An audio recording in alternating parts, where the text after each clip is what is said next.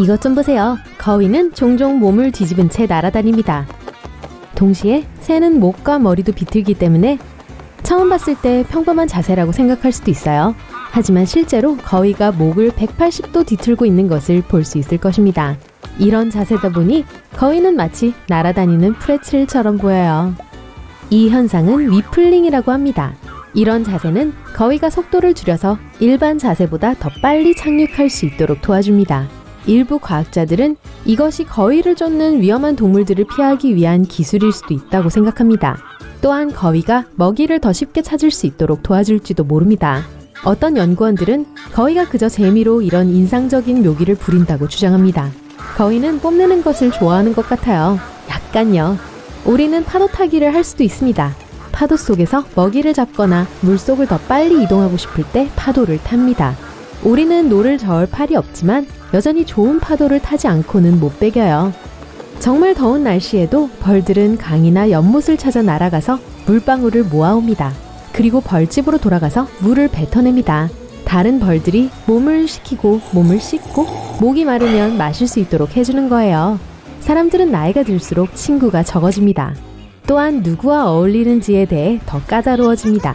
침팬지들은 나름대로의 우정 습관을 가지고 있습니다. 나이 든 동물들은 보통 상호적인 우정을 공유합니다.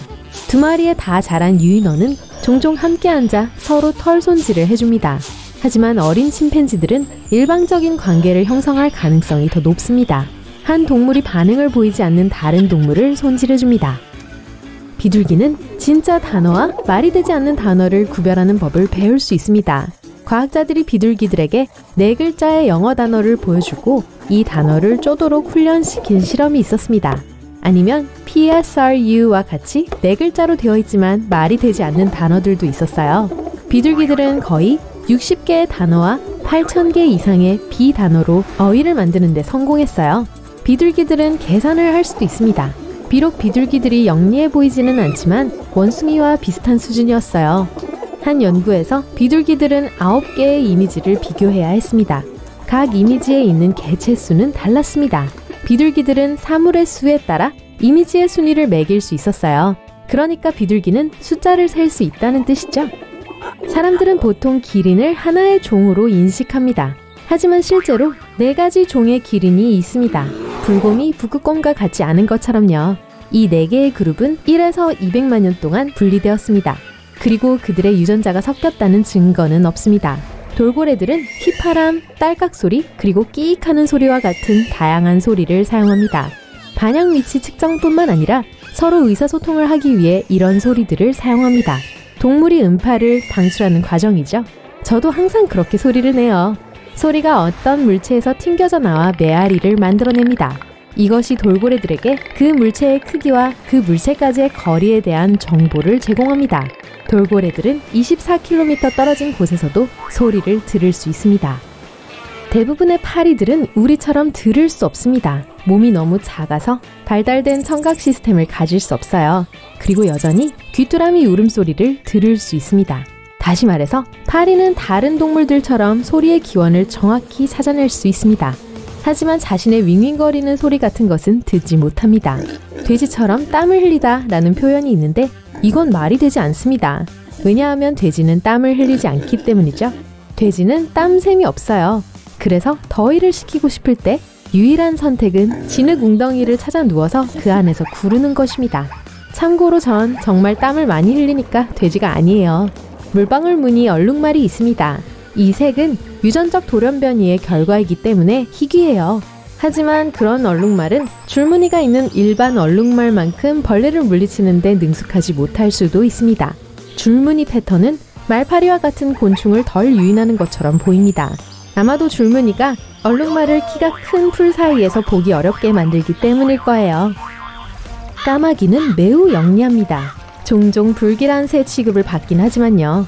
까마귀는 사람의 얼굴을 알아보고 기억할 수 있기 때문에 나쁜 사람으로 찍히지 않는 것이 좋습니다. 까마귀는 자신에게 잘못한 사람을 보고 소리를 지를 수 있어요. 하지만 까마귀가 여러분을 좋아한다면 답례로 자질구레한 물건을 가져다 줄 거예요.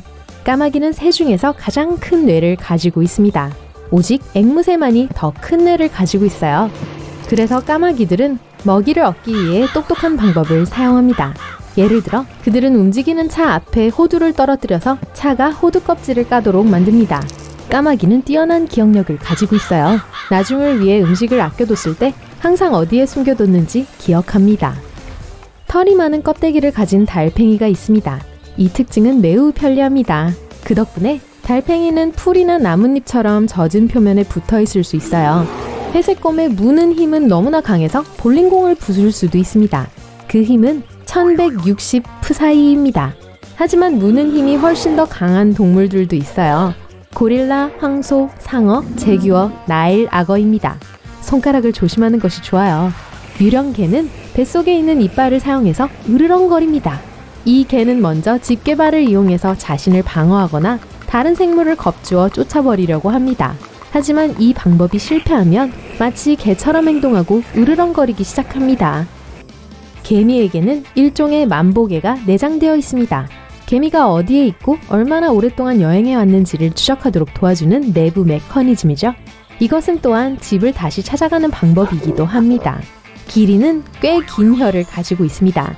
길이는 51cm에 이를 수 있습니다. 덕분에 이 동물은 가장 높고 맛있는 나뭇잎을 따먹을 수 있어요. 기린의 혀는 짙은 파란색 또는 짙은 회색입니다. 자외선을 차단하고 햇볕에 타는 것을 예방할 수 있습니다. 혀가 타면 정말 아프겠죠? 기린은 나무늘보보다 목뼈가 적습니다. 기린의 목은 길지만 7개의 척추뼈를 가지고 있는 반면 나무늘보는 10개의 척추뼈를 가지고 있어요. 나무늘보는 우리가 볼 수 있는 가장 느린 야생동물 중 하나입니다. 하지만 수영에 관해서는 매우 능숙합니다. 나무늘보는 땅에서 움직이는 속도보다 3-4배 더 빨리 헤엄칠 수 있습니다. 홍수가 자주 발생하는 열대우림에서 살기 때문에 살아남기 위해 이 기술이 필요합니다. 벌은 거의 9,000m 높이의 에베레스트 산보다 더 높이 날 수 있습니다. 어떤 꿀벌들은 때때로 마치 작은 고리처럼 생긴 손을 서로 잡기도 합니다. 잠자는 동안 손잡기를 좋아해요. 메뚜기는 첫 번째 복부 부분 양쪽에 귀를 가지고 있습니다. 다시 말해서 귀는 날개 아래에 있는 배 위에 있습니다. 이 귀는 음파의 영향을 받으면 진동하는 막입니다. 메뚜기가 다른 메뚜기들의 짝짓기 노래를 들을 수 있게 해주죠. 펭귄들은 물안경을 내장하고 있는 것처럼 보입니다. 펭귄의 눈은 건조한 땅에 있을 때보다 물속에 있을 때 훨씬 더 잘 작동합니다. 그래서 어둡고 탁한 물에서 사냥을 할 때 좋죠. 펭귄은 종에 따라 키가 40cm에서 1m까지 될 수 있습니다. 하지만 4천만 년 전 펭귄은 키가 1.8m였고 무게가 113kg이나 나갔습니다. 코끼리는 점프할 수 없습니다. 코끼리는 뛰어난 후각 같은 멋진 능력과 복잡한 사회생활에 영향을 미치는 강한 개성을 가지고 있습니다. 하지만 이 점잖은 거인들은 유연하지 못한 발목과 약한 하체 근육을 가지고 있습니다. 그래서 코끼리에게 장거리 달리기는 어렵습니다.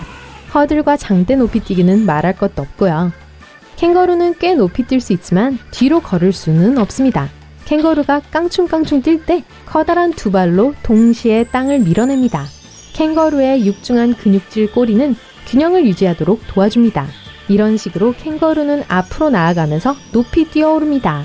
하지만 바로 그 점이 또한 캥거루가 뒤로 움직이는 것을 막습니다. 그나저나 에뮤, 펭귄, 악어도 뒤로 가지 못합니다. 북극곰은 하얗지 않아요. 정말이에요. 피부는 검지만 몸을 덮고 있는 털은 투명하고 속이 비어 있습니다. 햇빛이 털에 닿으면 속이 빈 부분 안에 갇히게 됩니다.